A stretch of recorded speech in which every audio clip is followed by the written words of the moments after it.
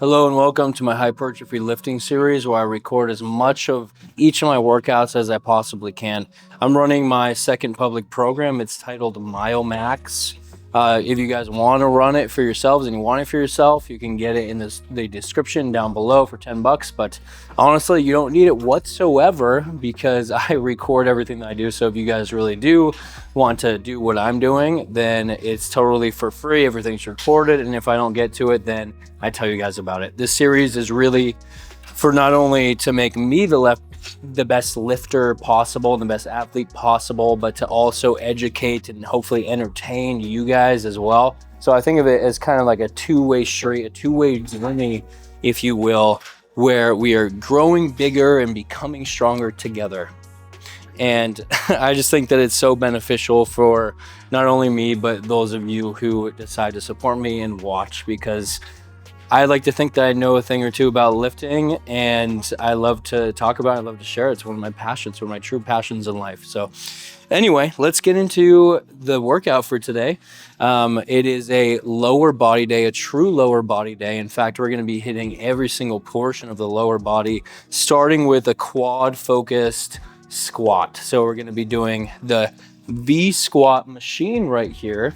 And this is a great movement, and just for the fact that it can hit the quads so well. I mean, machines, say what you will about machines, but I think that they definitely have their place in every lifter's arsenal. And I think that they're a very valuable piece of equipment for certain times, you know.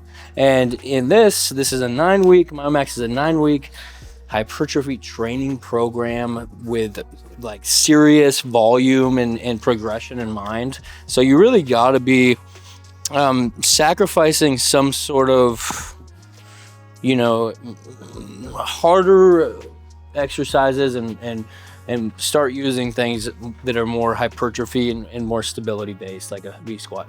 Let's get in the first set. Just FYI, I'm going up 20 pounds today. Last week I did 245. So 2 plates on each side and then a 10 on each side. So I'm going up for 2 plates on each side plus 2 10s. So it's a little bit of a jump, but I think that your legs can handle it.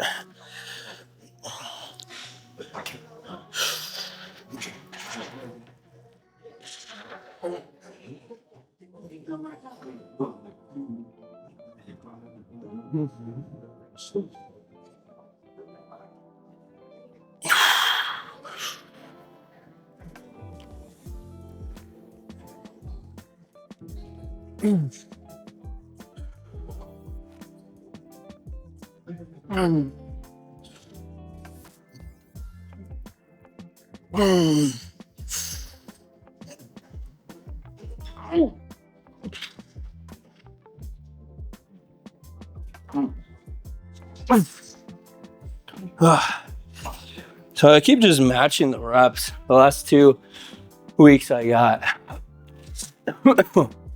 or maybe since the very beginning of this program, I keep getting 10 repetitions per set on this, but I keep increasing the weight in some regard, which, you know, is totally fine. That totally works for me.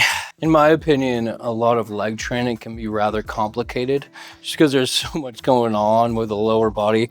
So it's kind of hard to find out like how to create a really well-developed and well-rounded and balanced lower body routine. But for the most part, I prefer to sanction it off in terms of movement patterns. So whenever you're doing either a leg extension, where you're extending out the knee, or you're doing a squat movement pattern, you're going to be working the quads to a very, very large degree. Those are like the 2 primary movement patterns for developing these big muscles right here, the foreheads of the quads. And then vice versa, if you're doing any sort of hip hinge where you're pushing out your butt, or you're doing knee flexion, so curling the knee in like this, that's going to be working hamstrings to a very large degree and glutes as well. And then anything where you're elevating yourself like this, so using plantar flexion, that is going to be working the calves to a very, very large degree. And ideally you want to be doing a standing variation because of how the calf muscles insert on the knee and the ankle, that's going to determine which one is being used to a large degree. So by standing, you're working both the gastroc and the soleus to a very large degree, but by sitting, you're not going to be working the gastroc at all, pretty much, and just working the soleus. So I think that standing is probably your better bet there. So just by including a mixture of all those movement patterns into a lower body day, and it doesn't just have to be on one lower body day. You could do it, you sprinkle it out throughout the week, but the important thing is that you get a plethora of balance in there for each part of the leg, because the last thing you want is to be unbalanced and not symmetrical. You know, that would be a bummer. So anyway, let's get into set number 2.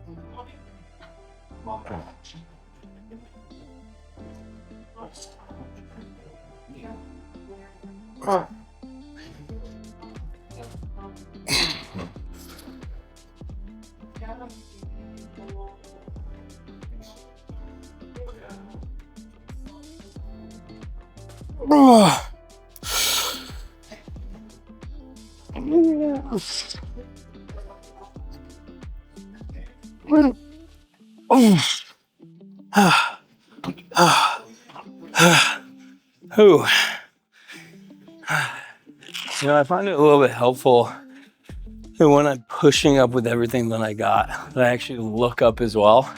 I find that wherever you direct your eyes and your head, then the rest of your body kind of follows. So just by like looking up, then everything starts to go.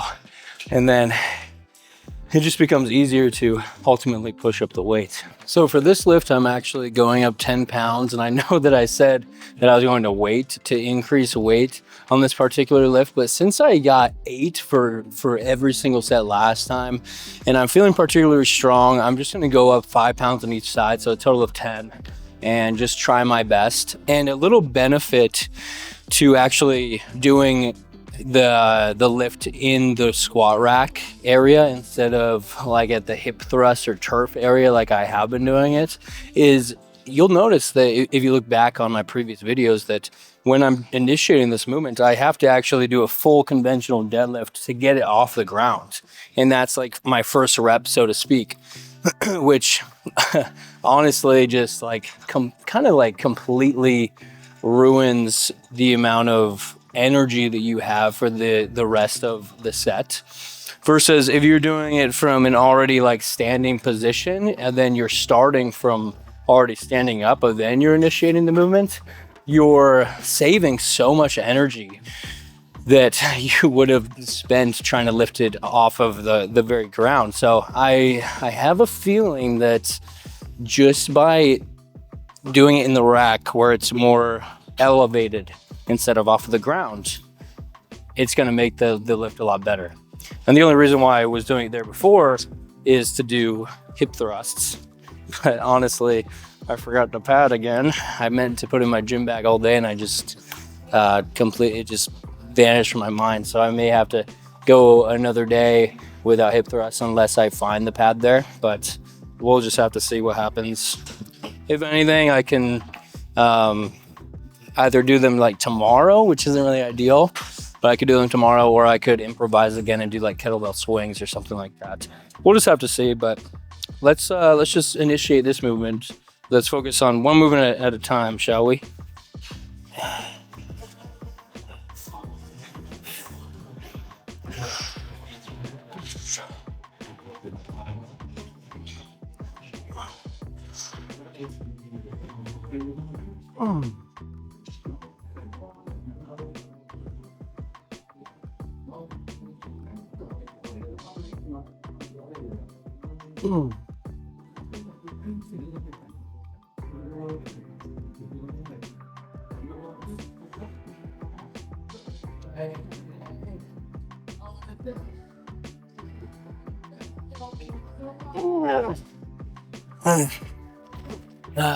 All right.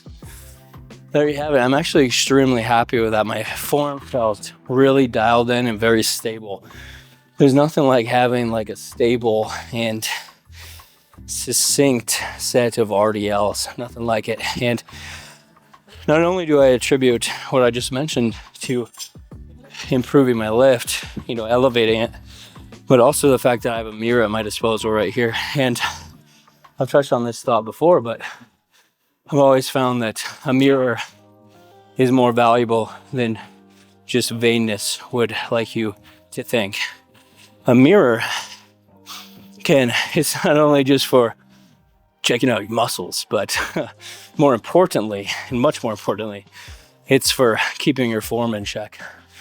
There's the idea of, I should just listen to my body, maybe even close my eyes to be able to feel my muscles working and stuff. And while that's great for the mind-muscle connection, there's nothing like a mirror to see if you're doing things symmetrically and with good posture and whatnot. So I like having a mirror, especially for a more technical lift like barbell RDLs.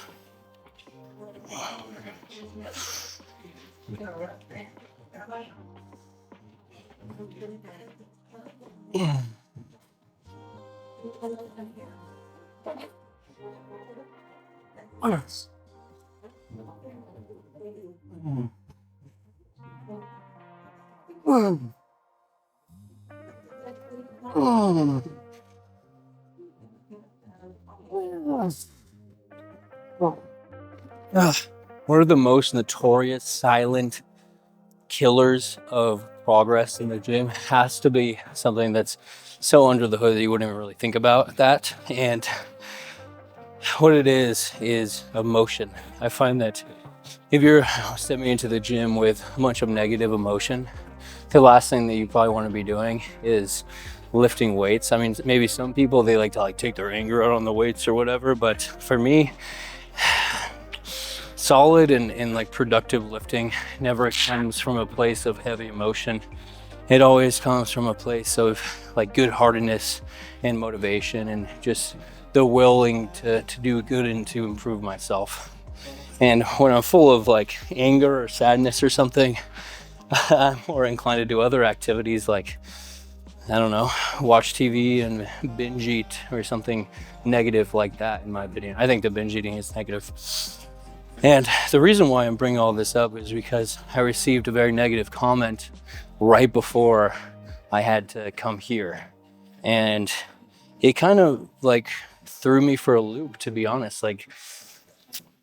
It made me just really not want to come. It made me really want to skip my workouts. It made me not want to be my normal self with you guys and share my experience and really talk and give insights and dissect my training and just do this series as a whole. But I decided that there's always going to be haters, there's always going to be jealous people trying to put you down, and I don't know what's going on with that dude who left the negative comment. I don't know if he's having a bad day or if he is just too young and hasn't figured himself out yet or whatever it may be. You never know what's going on behind the screen, and that's where I like to attack that problem. Is you got to give people the benefit of the doubt, or at least be the bigger man. And therefore, it's impossible for me to just say, I'm not gonna let this get to me, because it's already gone under my skin.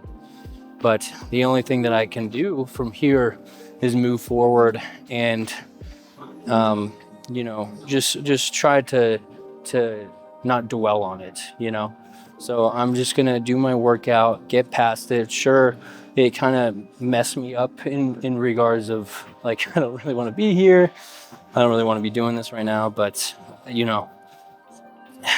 the last thing I want is for a negative comment to derail my whole, all my progress in everything that I'm working towards. Because that's probably what they want, you know. So anyway, I just thought I'd bring that up because I know that this type of feeling runs deep with anybody that creates content. Everybody, no matter who you are, even if you're the most well-liked person like Andrew Huberman or something like that, Peter Attia, you know, you're gonna be getting some hate here and there. And a lot of it is completely unfounded. I know that everybody, every content creator or any public figure, they all have to deal with this at some point. I'm not saying that I'm at their level whatsoever. You know, I hardly even have a fan base or a following at all. But, you know, stuff like that does occur from time to time for sure, you know. So anyway, let's get into the third set here.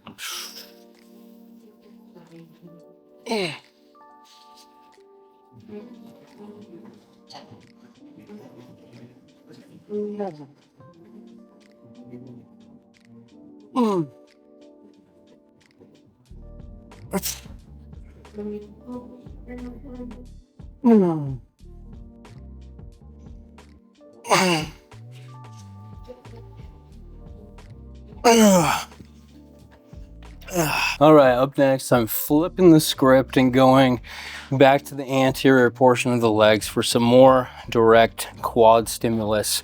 And I really love including not only like a back squat movement, but also a leg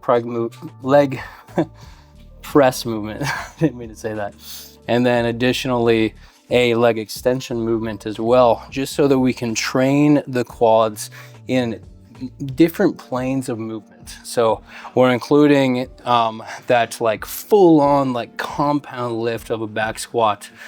We're involving multiple muscles, but one of the primary movers is the quads. And then we're getting onto this, which is more of a more quad isolatory movement. Of course, you're not isolating the quads all the way because this is still a multi-joint movement. You're still enacting movement from not only the knee joint, but also the hip joint.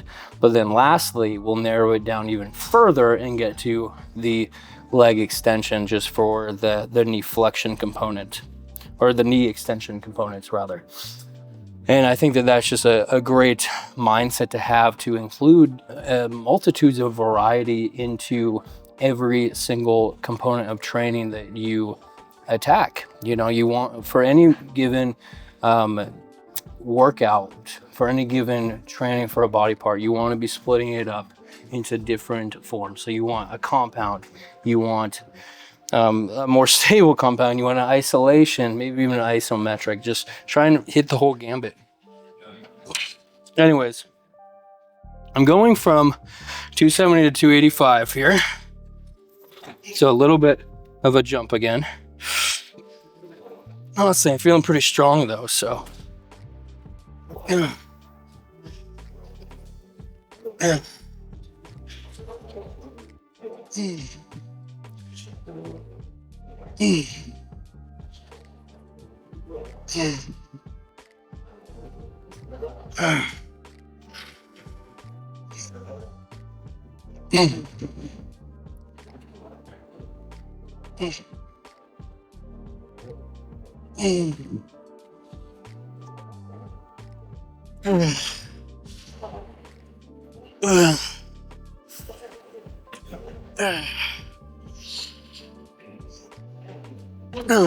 Shoot. Okay, so it's the 12. I was really planning on doing the long length partials at the end, but I ended up getting cold feet and not enacting it.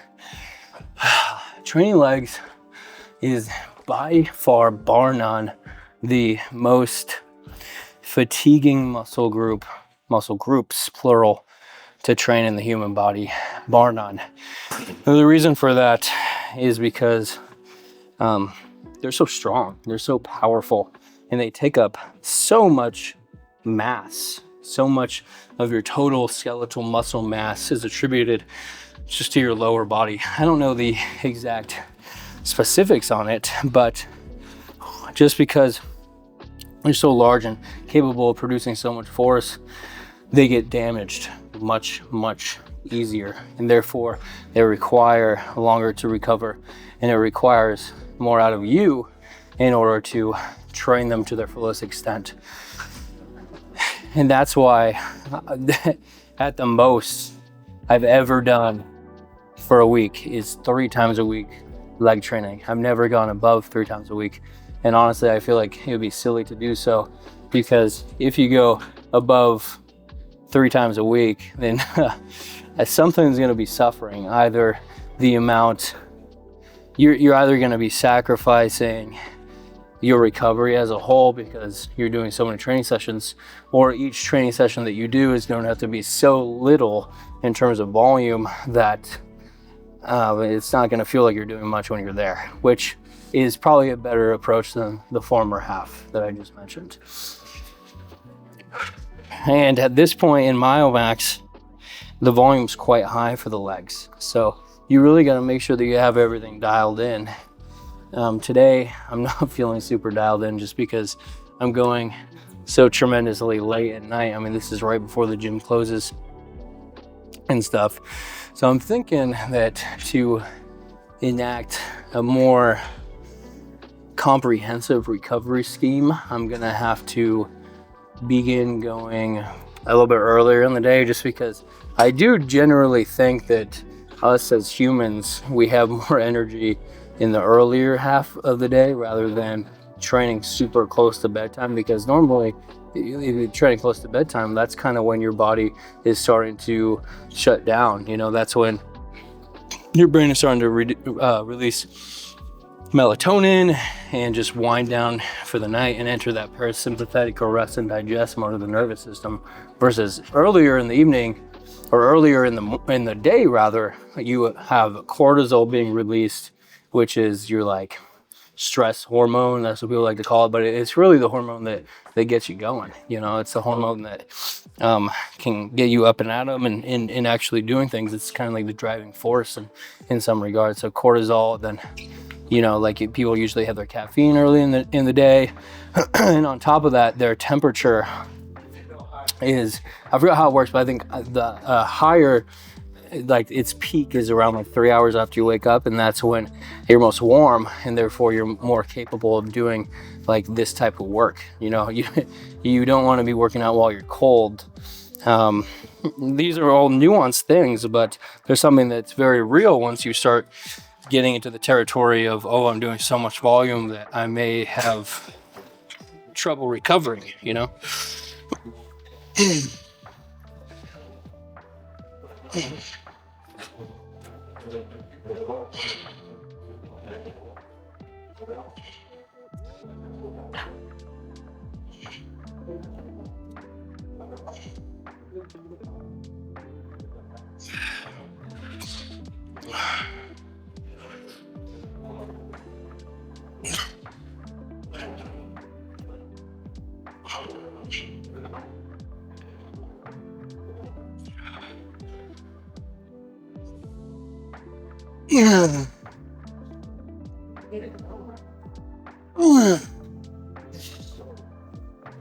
In my opinion, one of the reasons to really follow your own training program, whether it be your own that you create or somebody else's, is just for the simple reason of attendance. It's for that participatory like medal, you know, just so that you show up every day and you kind of have a script that you can follow day by day, so that you know that you're putting in the most amount of work needed to get as much out of your, you know, workouts as possible, and to reach the goals or the physique or, you know, whatever you're going for that you possibly can.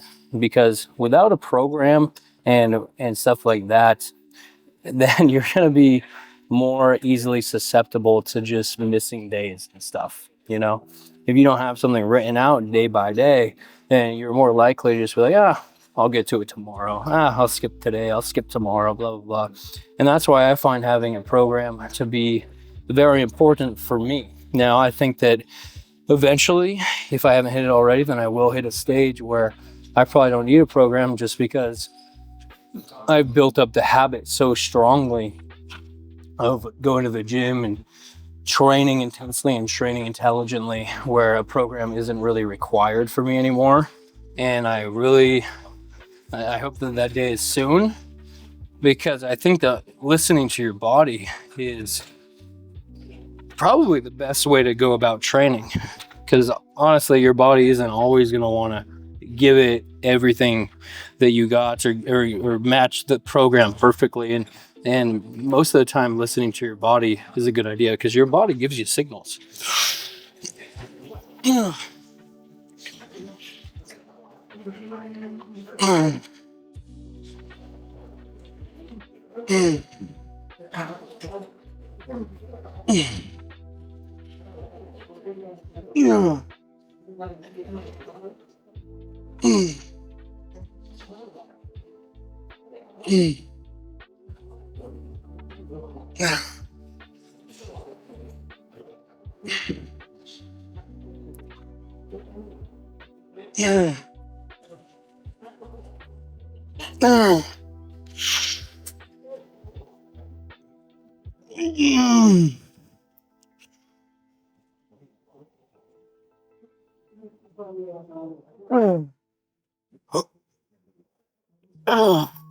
All right, so for the prone hamstring curl, I'm actually going to be sticking to the same weight.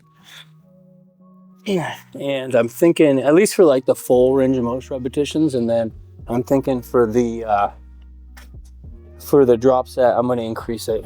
And I've spoken about this a million times, but whenever you can increase some sort of training variable, that does count as progressive overload, and it means that you're improving in some way, and ultimately it's gonna, you kind of become a compound effect towards your long-term lifting success.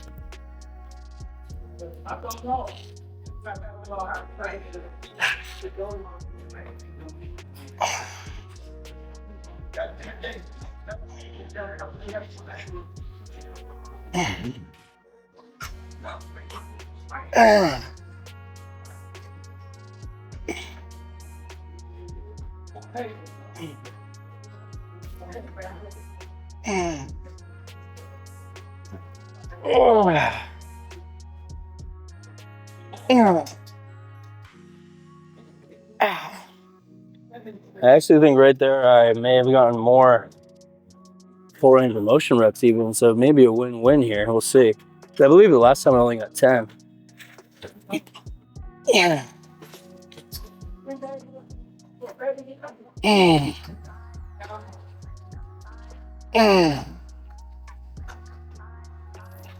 All right, that's one set of 3. Sorry, we're actually going up to 3 sets today. So basically what increased for this day is we're going up 3 sets from 2 to 3 on this, and then, to 3 on the leg extension as well. So everything across the board on today's lift is 3 sets.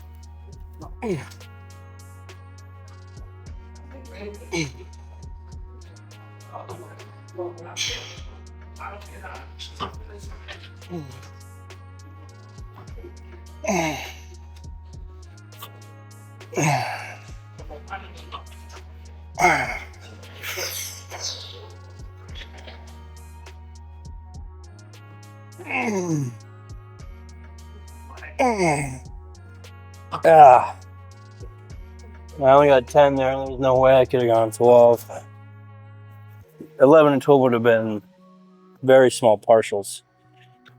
I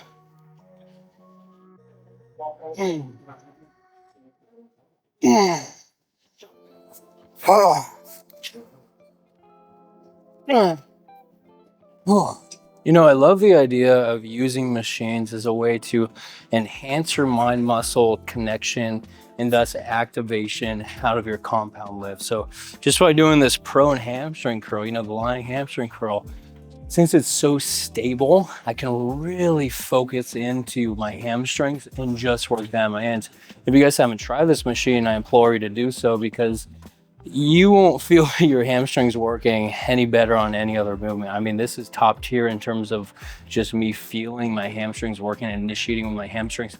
And the reason for that really does come down to the stability factor. You're kind of forced to only use your hamstrings since everything else is so locked into place. And I think that this is a helpful tool to, transcend or transition this type of feeling onto more compound lifts, like a deadlift, a Romanian deadlift, a stiff-legged deadlift, or good morning, or you know, any sort of hip thrust or hip hinge movement at all, because you can ultimately use this level of activation, mind-muscle connection, to enhance how you feel and how you activate your hamstrings and other lifts. This will be the last set of these, and then we'll be moving on to some quad isolation, the quad extension.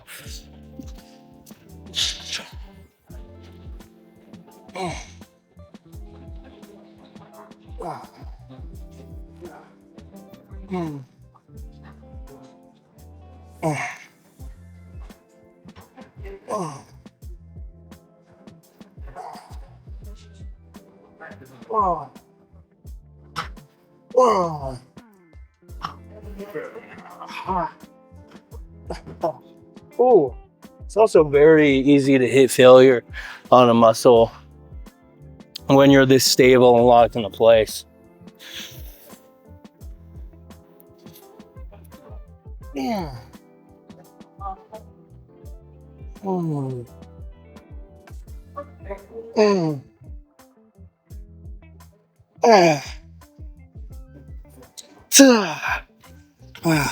I believe that this is in fact going to be the only exercise of today that I'm not increasing in terms of weight, and likely not reps either. There's two reasons for that. Number one is because it was really challenging last time that I did it, and I have a hunch that it's still going to be that challenging when an exercise is at that level of RPE, rate of perceived exertion. You know that it may take like a couple weeks to progress sometimes rather than just one. And then the second half of this is because it's one of the last exercises that I'm doing for this given day. And whenever you're doing whatever exercise you're doing last, you're just not going to be able to be as strong at it. It's just how it works. Anyway, so I'm sticking to 70s. This is a unilateral machine. So each quad can work in isolation if you so choose. While we're doing bilateral first, then swapping to unilateral once I hit failure. Or get really close to failure.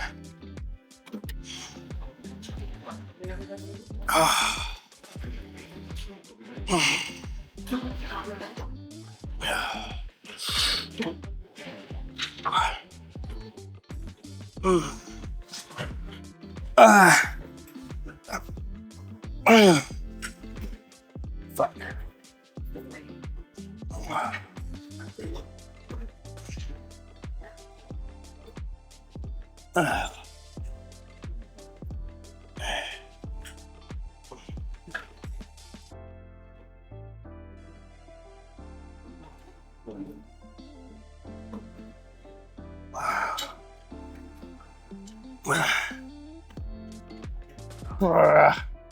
So I actually may have progressively overloaded that. I may have. And the reason why I say that is because I believe that I only got 3 or 4 unilateral repetitions on each leg last week. And that time I actually got 5. So that may be a win. Well, I'll just see. I'll have to check the database. I'll check the records. And that kind of goes back to what I was saying about programs being so important. And I really do believe that. I think that having a record or a database where you write everything down, it doesn't even have to be a program. It can just be notes on your phone, or it can be a physical notepad that you bring. It's of the utmost importance, because you want to have something that you can compare your current day self to, your past self to your current day self. You want to be making that comparison to ensure that you are trying to one up yourself. I mean, that's what's beautiful about lifting is a solo game. You're not, at least you ideally shouldn't be competing against other people in this endeavor that we call lifting. You should just be competing against yourself, and that's what's so beautiful about it, in my opinion. It's all about improving yourself as not only a person, but as a lifter, and just self-improvement to its core. I would also encourage everybody to find some relaxing activities that you can do post-workout. Pre-workout, before you start your workout, you may be looking for activities that'll get you all amped up, like listening to your favorite music or taking pre-workout or drinking a bunch of caffeine or, you know, something along those lines. But post-workout, I think it's equally as important as pre-workout, because you really want to get into that parasympathetic rest and digest wing of the nervous system, because the faster you can calm down, the faster that muscle repair and hypertrophy and protein synthesis and all that good stuff actually will begin and start. So try and find some relaxing activities, whether it be watching a movie with your girlfriend or boyfriend, or, you know, going for a nice relaxing walk, or like journaling in the park, or, you know, playing video games, or whatever it may be. Try and find that activity and, you know, do it post-workout. And I think the eating is a great one, because your body will naturally kind of go into like a food coma, so to speak. Though, of course, your body's actually kind of working into overdrive. Actually, digestion burns a lot of calories, which is kind of crazy.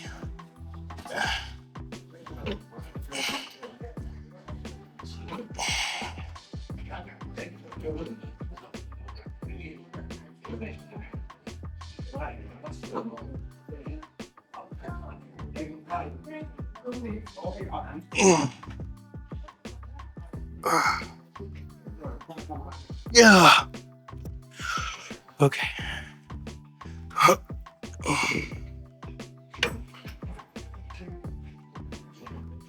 2, 3,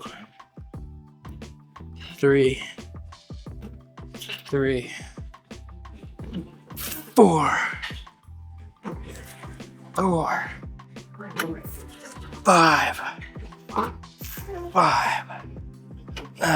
So I just checked the records, and unfortunately, I did get 5 unilaterals on each leg last week. So no progressive overload potential on this given lift.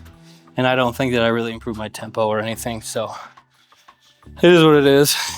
You can't always get a win from every exercise. In fact, even if you can get a win from one exercise in a session or one set in a session, I would still count that as a win, because ultimately that still is progress. It's still a baby step in the right direction, like I like to say. So let's finish it off.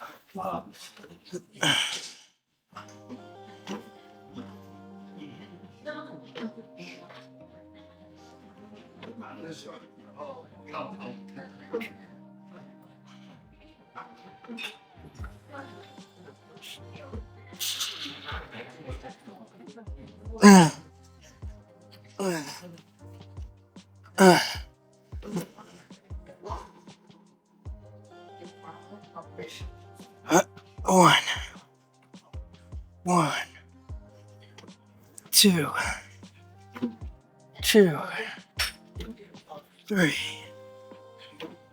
3, 4, 5. You know what? I'm gonna go for 6. Whoa. Oh. Well, I take it back. I actually did end up getting progressive overload. See, that's what I'm saying, guys. That's why it's so important to track progress, because just by looking at that database from last week, I noticed that I hit these same metrics for each set. So therefore, in that last set, I was able to one up myself. So as long as my body adapts and responds accordingly, and, like, you know, overcompensates and becomes bigger and stronger, then next time this will become the new standard. But anyway, guys, all that I have left after this is going to be 3 sets of the standing calf raise machine, then 3 sets of like the vertical seated calf raise machine, you know, where your legs are straight but your torso is kind of forward. So I'll just be doing those 2 exercises, and then I'm gonna see if I have enough time, I'm gonna hit the sauna, because I do try and hit the sauna. That's kind of my resting activity to get me more relaxed. But anyway, guys, thank you so much for watching. This is going to conclude week 5, day 2 of lower body day. Anyway, have a good one. See you tomorrow for week 5, day 3, and accessory day. Bye-bye.